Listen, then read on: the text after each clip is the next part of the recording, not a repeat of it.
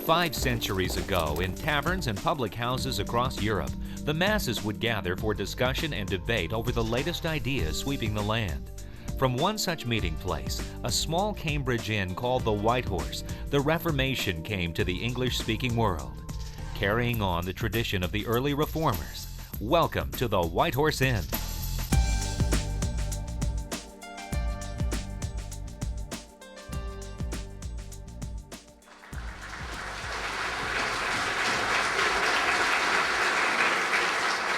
Thanks a lot and welcome to another edition of the White Horse Inn. When the going gets tough, the tough go shopping.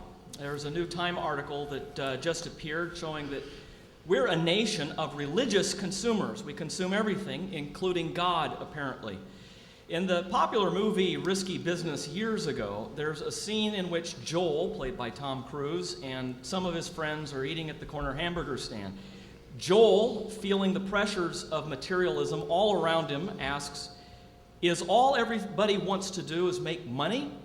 His friends, stunned by what they perceive as a stupid question, say in chorus, "Yes, a lot of money." "What about you, Joel?" There's a pause in which one's left wondering how Joel will answer, and then he responds, "I want to serve my fellow man." Immediately aware of how out of step his answer is, Joel grins, betraying the seriousness of his answer, and everyone laughs at his having gotten the joke. Later in the movie, Joel meets a prostitute to whom he's attracted. He's becoming more in step with things and realizes the virtues he sees in the prostitute. No guilt, he says, no doubts, no fear, just the shameless pursuit of immediate material gratification. What a capitalist. By the end of the movie, Joel has built an empire of ill repute, only to have it topple. And he shows us how he handled the pressure when he says, "My name is Joel Goodson. I deal in human fulfillment. I grossed over $8,000 in one night." Time of your life, huh, kid? Seems like everything is for sale in America. Everything seems to be dealing in human fulfillment, selling identities, selling lives that we'd like to have. Historian Jackson Lears reports that, quote, "To thrive and spread, a consumer culture required more than a national apparatus of marketing and distribution. It also needed a favorable moral climate." It seems that evangelicalism not only failed to discourage the exploitation of God and man, but actually advanced it, exchanging the creator-creature relationship for that of a producer-consumer relationship. The late 19th century evangelist D.L. Moody, for example, was a salesman prior to his conversion, and he was a good one. He was to take his sales approach to his evangelistic enterprise, insisting that he was still a salesman as an evangelist. He just switched products, he said. In fact, according to William McLaughlin, a historian, Charles Finney made revivalism a profession, but D.L. Moody made it big business. Later, after the turn of the century, Billy Sunday would turn the platform into a stage and boast that, quote, "I am the most efficient evangelist.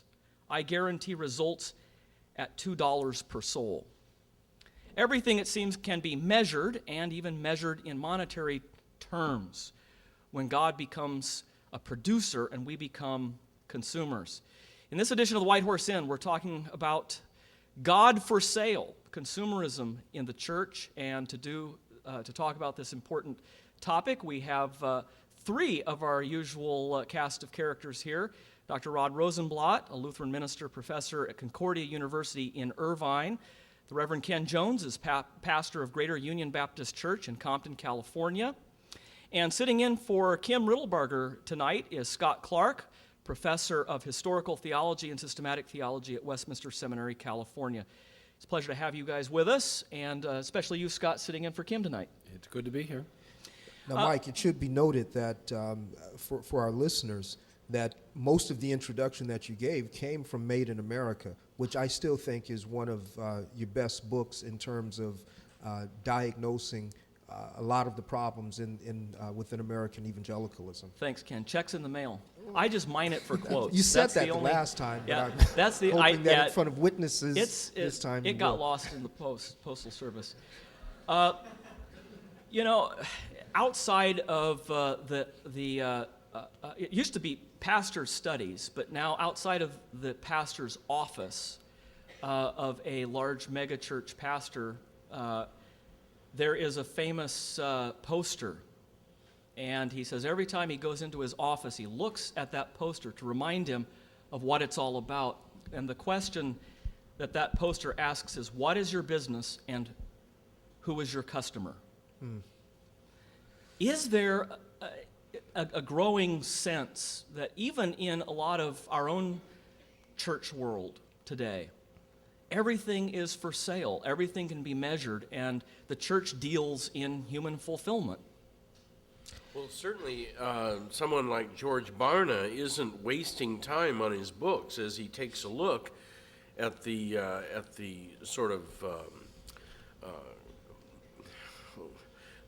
sociological picture you get from American Protestantism. That's not wasted effort.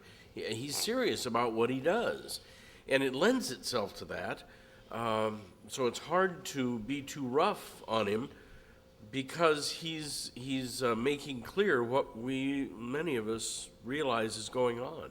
Rod refers there to George Barna, who is a consultant not only for the Disney Corporation and a number of large evangelical organizations, but for a number of denominations as well, including in more Reformed and Lutheran orbits. And one of the things that Barna says is we have to ask ourselves, what business are we in? And he says it's not preaching or teaching, but the business of life transformation. How do we respond to that? Well, we respond by fundamentally questioning the premise that, first of all, that the church is in a business. I know it's un-American and sort of heresy against the culture. But I think that's the fundamental problem here, is a confusion of the faith and the culture. And I was glad that you referred to McLaughlin, and I've been reading Nathan Hatch, reading and rereading, and he makes a lot of the same points. From 1789 until 1820, our culture, this country went through a radical transformation of democratization. And I was just looking at a couple of pages in preparation, and he says, in the early 19th century, and I don't know that he means it quite this way, but he says, religion in America became a, quote, mass enterprise.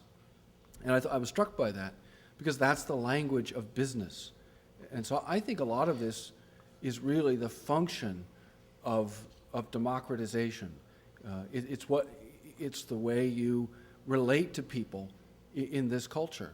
Well, I think there's a couple underlying presuppositions as it relates to this problem of consumerism or marketing of the church.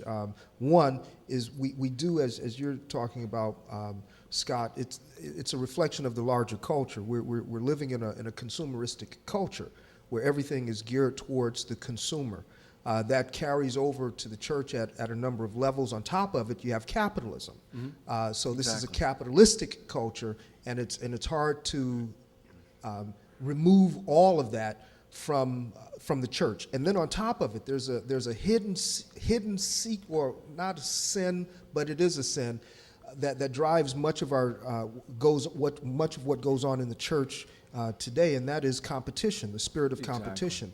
The presence of so many churches, not just within, not just outside of the denomination, but the presence of so many churches in a given community demands that you do something to justify your local existence. So, given the consumerism and capitalism of the culture, with this unspoken competition with the church, which we hide it with the language of evangelism.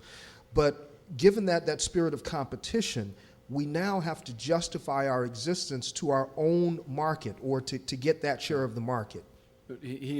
Hatch actually speaks of of an explosion of denominations, an explosion in the number of pastors early in the 19th century, which caused, he says, them to compete for adherents, which is a bizarre way of thinking about the church. I mean, Yes. Sure it I mean, is. look at the book of Acts. Do you see niche marketing? Do you see the apostles competing for territory? But let's put it in denominational terms. You look at the missions of or evangelism departments of a lot of our denominations, and if you plant a church, they give it, and I've seen this with churches where they've given support for a certain period of time, and if you don't get X amount of families in X amount of time, then it's deemed not worthy, and they pull the support on it. Well, I mean, isn't that being driven by the spirit of the age? But see, that sort of thing doesn't get talked about. It's easy to talk about the crass consumerism that's associated with evangelism, but if you take the whole idea of church planting and the model that's used by many of our even Reformed denominations, it follows that same pattern. Well, you've got a year and a half to get, even though you've gotten 5 new families, you've got a year and a half to get 5 more families, or else we pull the plug. And it's sheep shifting. It's interesting, D.L. Moody, to whom I referred earlier, the 19th century, late 19th century evangelist, said that he really just changed products. He didn't change his profession, he just changed products. And he said, I guarantee you, if you find a man who has surrendered his life to Christ, you will find a successful man. And here you began to see this, a soft version of the prosperity gospel, really. And no wonder the people who were now supporting the revivals of D.L. Moody and others, but especially D.L. Moody, were names we would all recognize from that era. Wanamaker, Dodge, Barnum, who built the tents and constructed a lot of the buildings for these revivals, and Andrew Carnegie, who said the business of America is business. Which is fair enough. I mean, that's true, and that's fine, so long as we're not thinking about the gospel. one. Yeah, exactly. I mean, the tragedy isn't that people are competing for customers and selling things and buying things. I mean, I don't want to live in a place, if I can help it, where, you know, the government's redistributing wealth. It just doesn't work very well. But I don't see what that has to do with the gospel, and what that has to do with the Church of Jesus Christ, what that has to do with word, sacrament, Right. and discipline. Those are 2 other things, it seems to me. It seems to me that also this would be fertile for Christian filmmakers, and it would be to portray a different guy, to portray somebody where the congregation isn't too large, probably kind of poor, and he's faithfully executing what he's called to do. I think that has all sorts of film possibilities, and it would be totally countercultural. And there's no Very. market for it. It's direct to video. I mean, or DVD now. We would have plenty of ministers in our communion who exactly. could play the role. Yeah, I think we both could say that, but in an age like ours, that's a compliment. Right. George Barna says, ours is not the business of organized religion, corporate worship, or Bible teaching. If we dedicate ourselves to such a business, we will be left by the wayside as the culture moves forward. Jesus Christ, he says, was a marketing specialist. He knew his product and his market. How do you contrast that with the Great Commission? No, I like to contrast it with John 6. Yeah, great marketing strategy. Bob Godfrey calls it Jesus' church shrinkage seminar. You get thousands of people finally deciding to follow you and listen. Yeah. And then what do? You drive them away. In fact, Peter got so upset about it, he says, look, dude, you're killing us here. Everybody's leaving. We've been working so hard. So it's just hard to follow that kind of strategy. Or to use that sort of language as it relates to the earthly ministry of Jesus. But unfortunately, you mentioned in contrast to the Great Commission, unfortunately, again, many of our church planting, missions organizations, evangelism teams in many of our denominations, that's the very paradigm that they use. It is. They talk about Jesus as not only a motivator, but a chief strategist, and he knew his market. You know, and boy, they've been able to homogenize that to the point where people actually believe that he was. Yeah, I mean, right down to individual or lay witness. You know, one of the most widespread programs for lay witness in North America is promulgated by a now, we trust, glorified Reformed minister, in which he trained people to knock on the door and to ask some interesting and important questions, but then to follow pretty rigorously a formula which was in which you were expected to close the deal. Yep. So that you essentially have individualized a lay revival and an individualized anxious bench or altar call. Yeah. So if Jesus and the apostles didn't see people as consumers, what did they see them as? Well, there's a reason that there are images like shepherd sheep. The images in the Bible for church are not the ones that the marketers would have chosen. And I think that's, in our day, significant. Well, kingdom. I mean, how democratic, how populist, how market-driven is the whole metaphor of or an image of a kingdom and a king and subjects? That's, I'm sorry, that'll actually, never sell. The disciples, prior to the day of Pentecost, they thought the idea of kingdom was pretty good. In fact, it was so good to them, they wanted chief seats in the kingdom. Sure. But it was a kingdom of a different sort. Yeah. Last question to Jesus before the ascension. Lord, now will you restore the kingdom? Yeah, right. No. Yeah. Well, and all of these examples of Jesus and the apostles talking about where we are. You hear all this language today about you got to speak to people where they are. Jesus and the apostles. You are at. Sorry. It's always a grammar lesson with Rod. They knew exactly where they were at. They told them where they were at. They didn't want to believe that was where they were at. How's that? Are you happy now? There you go.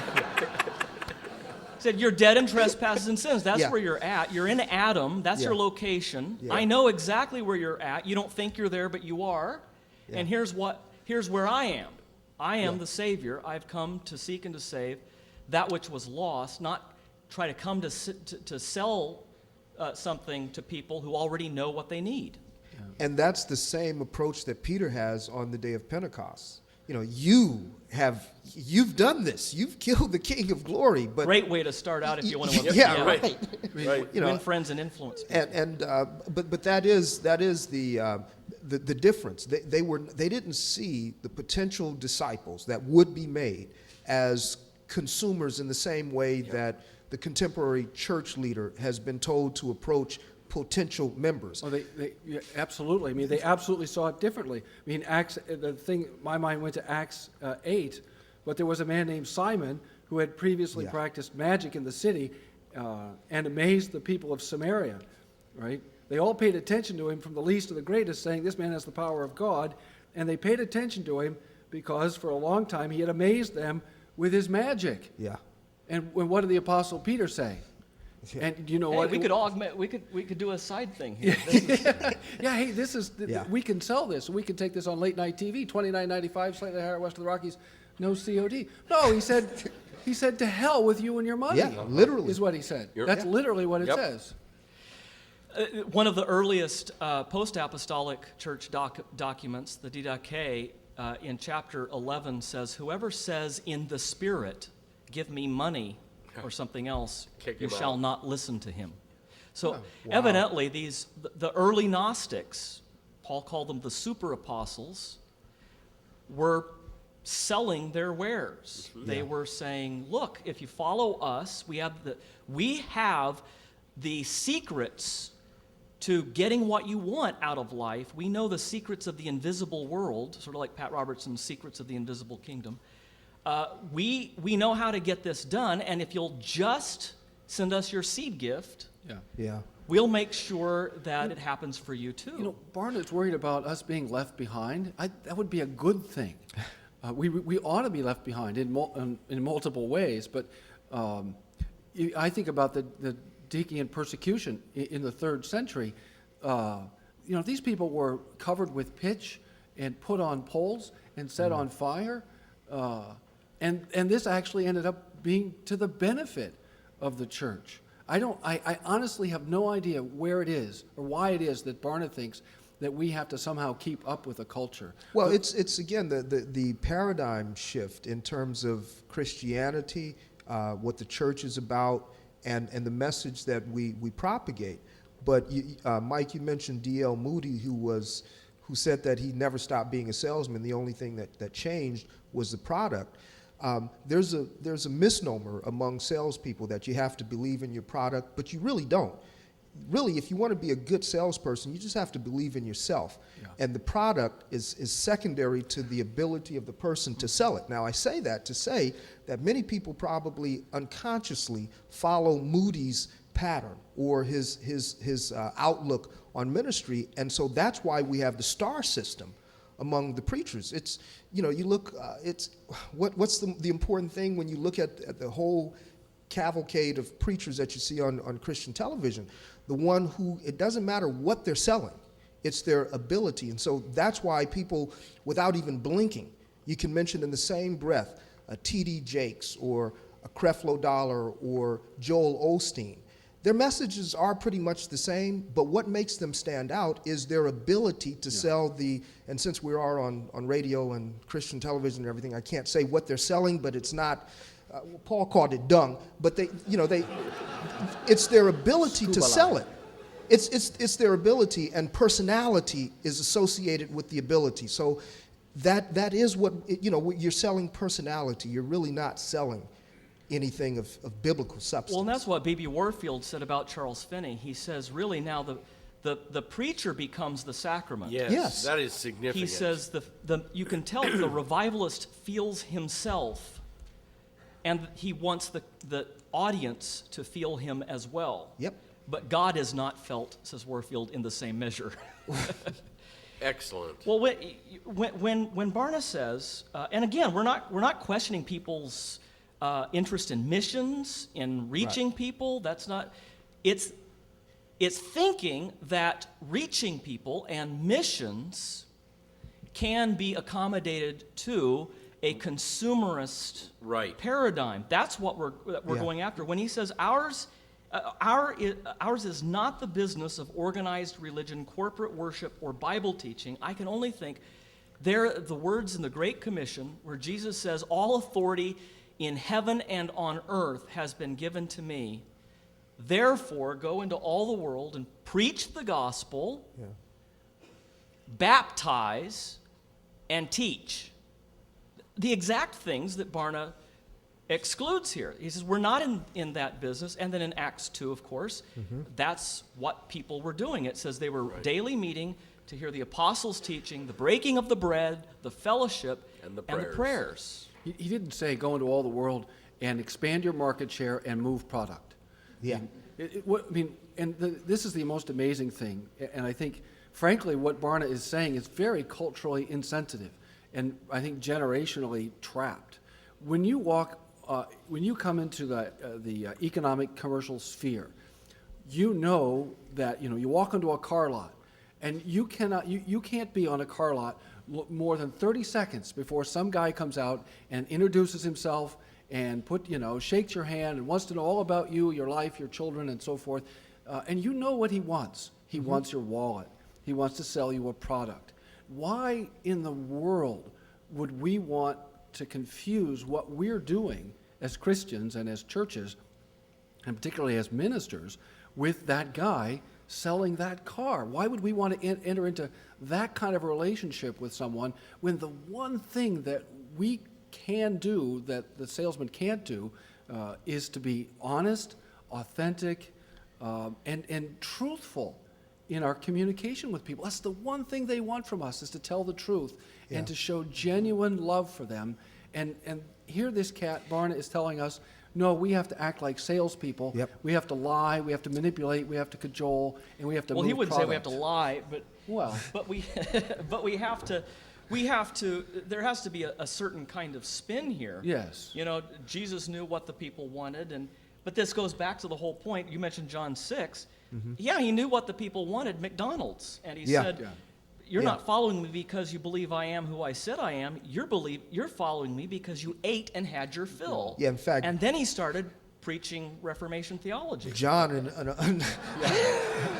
on a number of occasions throughout John's gospel, he makes mention of the fact that Jesus knew what they were thinking, or he knew their hearts. And he responds in a way that was usually unexpected for them.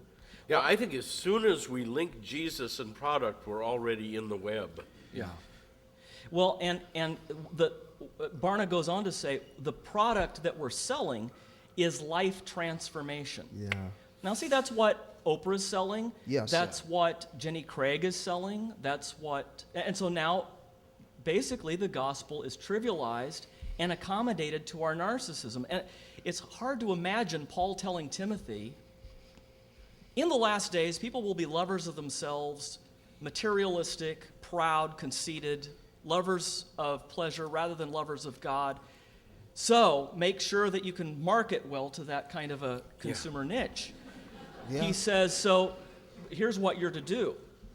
Keep your head down, preach the word when it's popular and when it's not popular. Yep. Timothy, do the work of an evangelist. A real evangelist, a real missionary is going to keep his head down In the scriptures. and read the scriptures, know the scriptures, and proclaim the scriptures.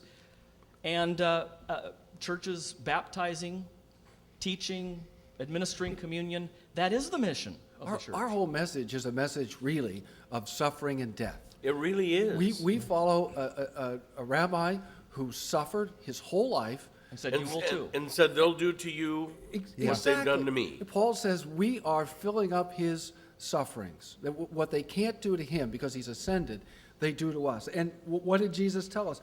Blessed are the poor in spirit, for theirs is the kingdom of heaven. Blessed are those who mourn, for they shall be comforted. There's nothing in here about self-satisfaction, prosperity, or self-esteem, or any of that. The very act of baptism is in our theology, and I think in yours as well, Rod, is an identification with the death of Jesus. Right. Come and die. Yeah. Yeah. But Be buried with him. Yeah. Your That- sin will be put in the tomb. part of the complex, I think, of the contemporary, the complex of the contemporary church is that we see ourselves in terms that have been defined by the world. And so when we talk about competition, the competition is not just with the church down the street. The competition is also with the culture, trying to meet man's quote-unquote felt needs, which maybe has become a little bit outdated, but the issue is still the same. Man still wants something to feel better about today. We need something to get by, something to get us through the night. And so whether it's motivational speaking, whether it's Oprah, people are trying to fill a void. And here's the problem with the church. They are attempting to fill the same void and not identifying the real problem. The real problem, the primary problem, is man needs to be reconciled to his creator. It is, and we've said it in some of our recent programs, our primary problem is not stress. It's not dysfunctional families. Our primary problem is not, I'm not maximizing my earning potential. My primary problem is I'm a rebel against my creator. Now, if what you want to do is deal with the effects of living in a fallen world, then you can pick that up in psychology and in various ways. And that's the problem. The church is trying to fill a niche that she hasn't been called to fill. We're not called to make people feel better about themselves in their misery outside of Christ. The reformers, in fact, said that the whole focus of the medieval church was on improving the old Adam. And that's why the we culture. need the law and the gospel. Christ doesn't come to improve our lives. He comes to end our lives so that we can have real life in him. But just take the statement you just made. Christ didn't come to improve our lives. That's the message that's going to dominate most churches on Sunday. Here are some top-selling book titles according to the Christian Booksellers Association for 2008. Become a Better You. The 7 Pillars of Health. The Total Money Makeover. Breaking Free Day by Day. The Power of a Praying Wife. How's that spelled? Rod Ghost wrote that one. And this is a real title that Scott wrote. Slightly Bad Girls of the Bible. That's an actual title of a best-selling CBA book, Slightly Bad Girls of the Bible. That's the problem. Yeah. There it is. I'm just not getting paid, so I mean, it's time to cash in, baby. I'm gonna make $1 million and then repudiate the whole thing. All right. So.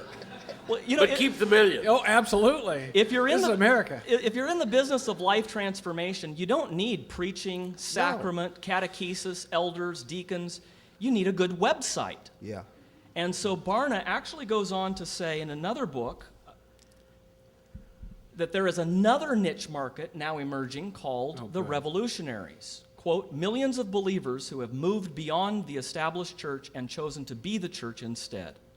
Since being the church is a matter of individual choice and effort, all people need are resources for their own personal and social transformation. Based on our research, Barna relates, I have projected that by the year 2010, 10 to 20% of Americans will derive all of their spiritual input and output through the internet. Now, who needs the church when you have an iPod? And he goes on to argue exactly why. Basically, the business that we're in is life transformation. You can get that just as easily on the internet. He says, here's a direct quote. He says, we don't need a church, but we do need a good life coach. Wow. And of course, Joel Osteen Yeah. describes himself. He defines himself As a life coach. As a life coach, and as you have noted several times recently, Bill Hybels, having repented, is redoubling his efforts to do more of the same, help people to become self-feeders, so that they can improve themselves. The goal is to become a self-feeder. Yeah, this week Shane Rosenthal interviewed the former executive pastor at Willow Creek, so you'll be hearing that on a future program, that interview, as he's discussing this recent report that Willow just came out with. Really remarkable when they say, we were stunned by the results of the research that said that the people who were most involved at Willow Creek and are most mature in their Christian faith are the most dissatisfied with their growth in the Christian life and the teaching and worship they're getting at the church here. And their takeaway was not that they were not feeding the sheep, but that as people mature in the Christian life, they no longer need the church and should become, in their own words, self-feeders. Wow. And the church's goal then is to just provide ministry opportunities, a platform for service. I swear, the businessman is an abstractor. And the further and further it gets away from the body of Christ, the blood of Christ, the cross of Christ, and becomes an abstract principle, the further off we get. Because there's a proper place for counting. Sure. There's a Yeah, proper place absolutely. for measuring success in terms of statistics. That place is not the church. Well, one of our recent programs, Shane did a series of interviews with pastors at a pastors' conference, and the question was about the importance of doctrine and apologetics and theology, and many of the pastors said they stayed away from apologetics to deal more with life issues. This is it. That is what they're saying in essence, is they have jettisoned the doctrinal claims of Scripture and as being our primary purpose in order to transform the old Adam. And that's what they don't see. There's a connection there that somehow they're not seeing, that by you focusing on this person as they are, as if their biggest problem is external, then you are doing them good. And just because that's what people want, are we really surprised that fallen humanity has a wrong concept of what's wrong with them? Yeah, right. I mean, this all goes, I mean, this is old business that goes back to Bob Schuler, who went out, knocked on doors, figured out What would get you up in the morning? what people wanted, and, Rick Warren's done that in Saddleback, Bill Hybels has done it. I mean, this is just good old-fashioned American religion, and really what people want, to a large degree, is Mormonism. I mean, in a lot of ways, that's the quintessential American religion. We want a religion come to us from an angel named Moron, where a guy sticks Multiple wives. sticks his face in a hat, reads, with magic glasses, reads magic plates that no one else can see, and tells you how to be a good person. That's it's American Islam. It's the quintessential American religion. And God says in Deuteronomy 7:17, if you say in your heart, these nations are greater than I, how can I dispossess them? You shall not be afraid of them, but you shall remember what the Lord your God did to Pharaoh and to all Egypt. That's the stance that the church, not as a national people now, but as the location of the ministry of word, gospel, and sacrament and discipline. We are those who've been brought out of Egypt, out of slavery, and we're not to be saying, boy, how can we be like the Canaanites? How can we be like the Mormons? How can we compete with these people? We are the adopted children of Yahweh Elohim, who delivered us sovereignly, graciously through the Red Sea. Well, that brings us to this question. Madison Avenue has its own way of carving up humanity according to its niche markets. And that's one story. That's one drama of this passing evil age, as Paul would put it. But there's another story that carves the human race up in a different demographic way that doesn't divide between male and female, slave or free, Jew or Gentile, Haves and rich have-nots. and poor, but says all are one in Christ. So in Adam and in Christ, not boomer, buster, revolutionary, millennial. Those are the categories. Don't you think a lot of this, not all of it, I mean, I know there are all kinds of other factors, but a lot of it is that underneath all of this is the inherent success of Arminian theology in the American religious history, where two things became very prominent. One, voluntarism, that is, your will is sovereign. You choose, and God Reacts. God reacts. And then the other is individualism. And you put those two things together, and Jackson Lears, who's a Marxist, said that Arminianism created the moral climate for the triumph of consumerism in the culture. But if that's the case, Well, there's another factor, and you've pointed it out, and that is, I had the argument with Michael. He asked me what I thought was the endemic American religion. I said Mormonism. He said, I think you're wrong. And I said, what do you think it is? He said, I think it's Gnosticism.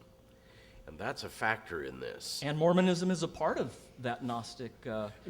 Harold Bloom says, Yep. there's no difference between Southern Mormons Baptists. and Southern Baptists in America. He says it's all the same religion, basically. And he celebrated it as Gnosticism. And 'cause we he's can't a lay this Gnostic. all at the feet either of Arminianism, Yeah. because as Hatch points out, there's an organic connection between the First Great Awakening. I mean, George Whitefield is the first real as Stout argued some years ago. George Whitefield is the first great religious marketing genius. Media guy. He was the first media guy, and Created the religion page. he sent, advanced people, and he wasn't above stirring up a little excitement, creating a little artificial controversy, getting some press. To this day, if I write something on the internet that's a little bit critical of someone, you can see the hits go right through the roof. If I'm simply expositing the gospel, nobody cares about that. I mean, you can see the numbers climb.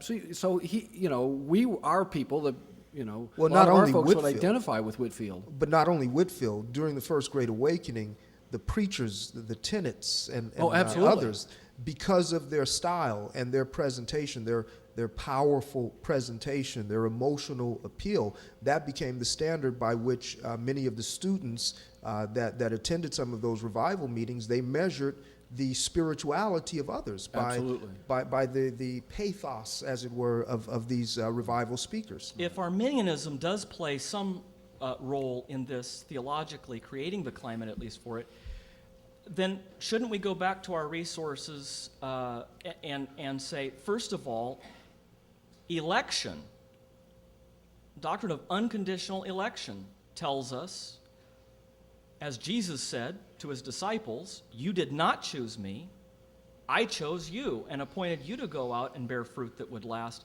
which means that I belong to a community that I didn't choose for myself, but one that consists of people whom God chose for my family as well as his. That kills both the voluntarism, in other words, just the obsession of Americans with choice, that's part and parcel of consumerism, and the individualism that says basically, you got to sell this to me because really it's about what makes me fulfilled, my personal transformation. And Christ is saying, no, I'm creating a community around myself. I'm choosing you, and I am joining you to this community, which is why baptism, for example, is not an act, a human act of choice. It is God's commitment, God's grace. It is God saying something that then is fulfilled in time through faith. Now, this isn't that we don't have a responsibility to believe or a responsibility to raise our kids in the fear and knowledge of the Lord, but it means that his promise comes first, and he's creating a community that's different from any community in the world. Well, and that is, again, the major conflict, the two dramas. Us trying to draft God into our drama and actually assuming that our greedy little desires is what he desires. God wants the best for your life, and we assume that means a house in a suburb and 2.5 kids and a minivan. Well, no, I guess it's not. What's half a kid? I don't know yet, but That's a statistic.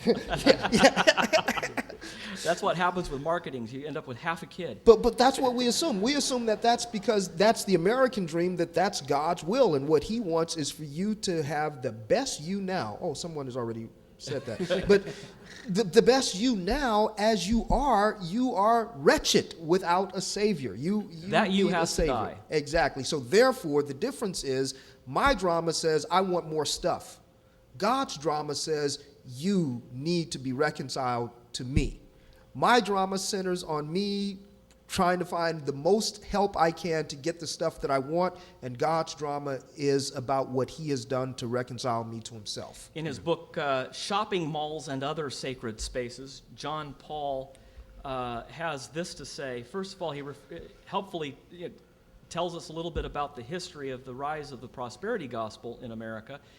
Russell H. Conwell's Acres of Diamonds. Acres and acres of diamonds. And this was in the late 19th century. Conwell, he says, who eventually founded Temple University in Philadelphia, was a Civil War veteran and lawyer who became a Baptist preacher and as and as such openly promulgated a gospel of wealth. The message was simple and has been repeated in paler forms by many Christian ministers over the years. Quote, I say that you ought to get rich, and it's your duty to get rich. To make money honestly is to preach the gospel. Let me say here clearly, and say it briefly, 98 out of 100 of the rich men in America are honest. That's why they're rich. Money is power, and you ought to be reasonably ambitious to have it. You ought because you can do more good with it than you could without it. Money printed your Bible, money builds your churches, money sends your missionaries, and money pays your preachers. And you would not have many of them either if you did not pay them. I say then, you ought to have money. It's your Christian and godly duty to do so. And then the writer says, 16th century Protestants trusted in grace to get them to heaven. Modern capitalists trust the market to get them prosperity. Wow. The logic is an identical future-oriented hope. They both have an eschatology. Here, a simple examination of the practices on Wall Street, yet another sacred place in the religion of the market, can demonstrate how this system works. Each day on Wall Street begins with a simple liturgy. A presider or group of special people stands at a podium and rings a bell. For the next 8 hours, exchanges occur that determine the well-being of the market for that day, that bring either hope or despair to the participants in the ritual. This experience of a bull market, heaven, or a bear market, hell, is indistinguishable in effect from revivalist experiences of being saved or damned. Wow. We just did an interview today with a person who's writing a book on multi-level marketing and how many multi-level marketing organizations and scams that have especially focused on attracting Christian women have left disillusionment in their wake, and how many of them, she says, according to her research, claim some kind of Christian veneer wrapped in the prosperity gospel. Yeah. And you really see that, when they leave disillusioned, she says they're often told, well, you're out of the will of God. And she says you go to some of their meetings, Mary Kay in particular, you go to some of their meetings, and she says... It is like a revival. She said it's just like a revival meeting. It's the most intense religious experience I ever saw. And I came to faith in a sweaty revivalist Southern Baptist congregation. The most intense religious experience I ever saw was a multi-level marketing introductory meeting. Yeah. I was terrified. And I'd seen lots of Did you altar join? calls. No. I knew it wasn't for me. In the spirit of Thomas Aquinas, relative to what you were just reading, I would say, on the contrary. But when he heard these things, he became very sad, for he was extremely rich. Yeah.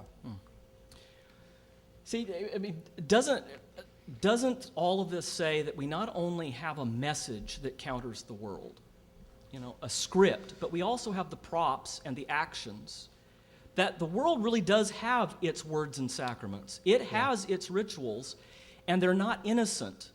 And the church has its words and sacraments, has its rituals that bear the message. You can't separate the message from the medium.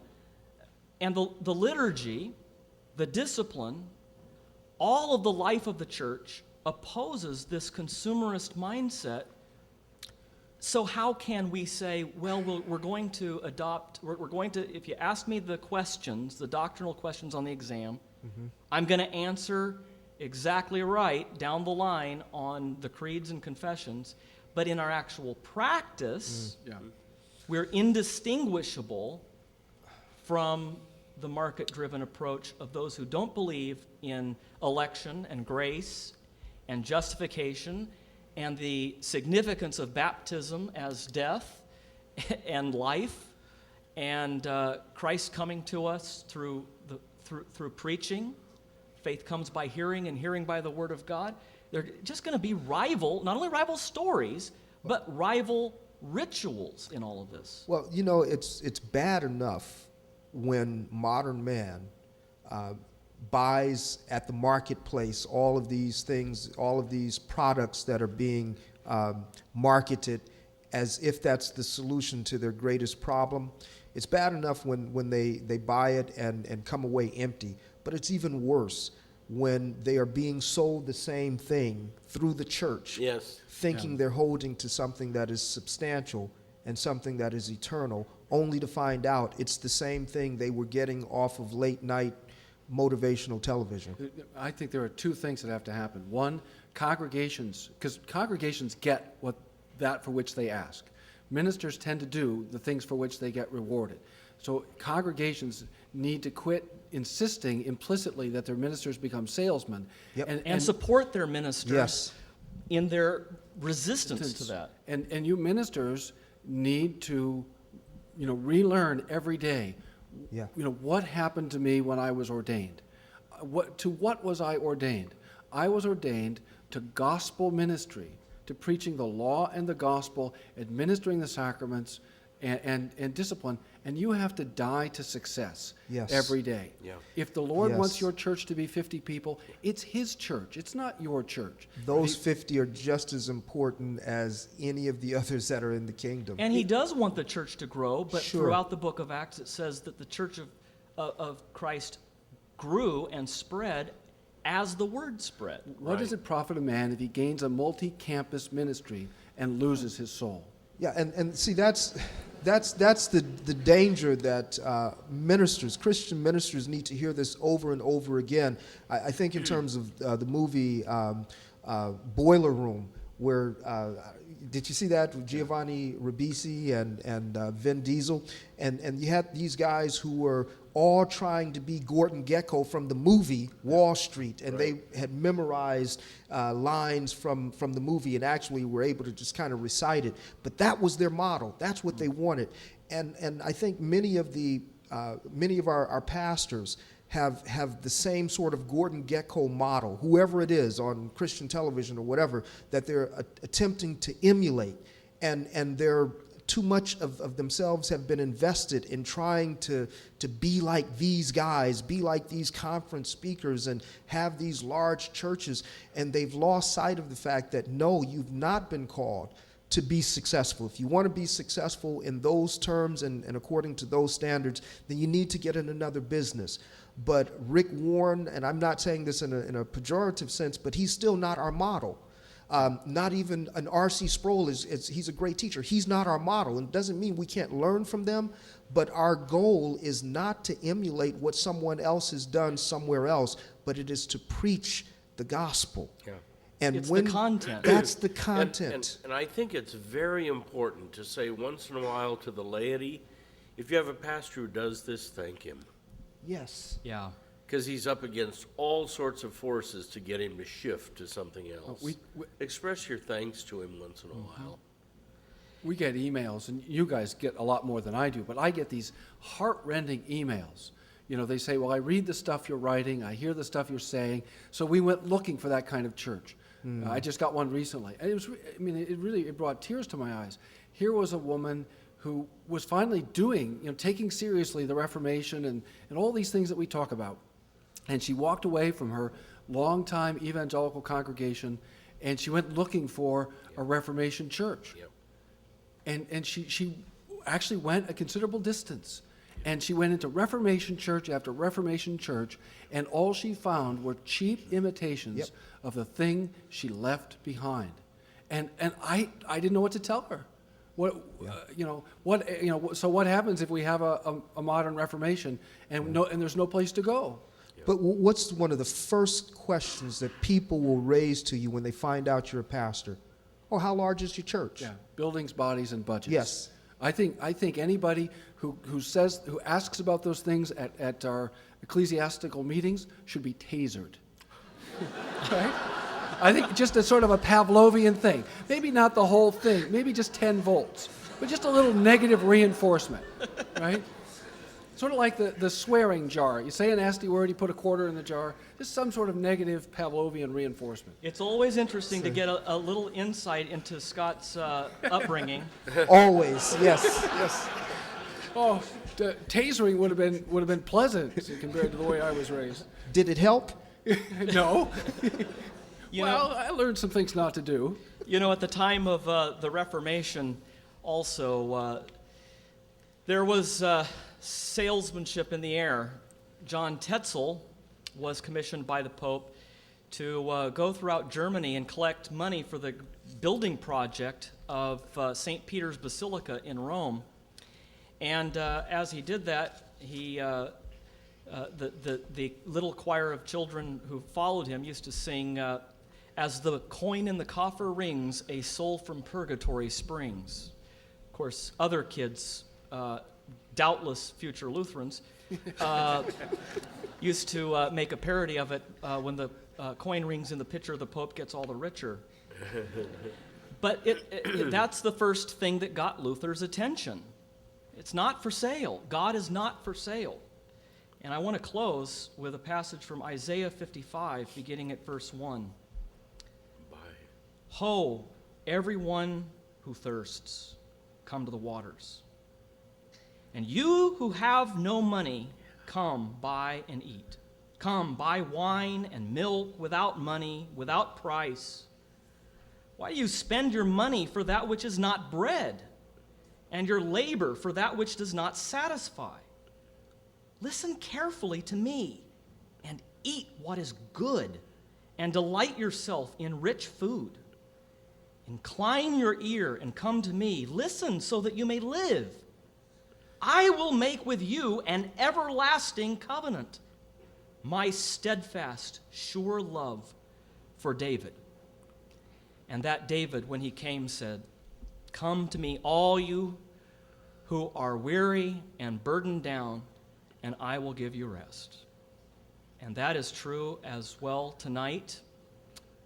All of you who've been sold a bill of goods, all of you who've tried really hard to follow all the programs that have been sold to you, Jesus Christ still stands and says, come, without money, without price, come to me, all you who are weary and heavy laden, and I will give you rest.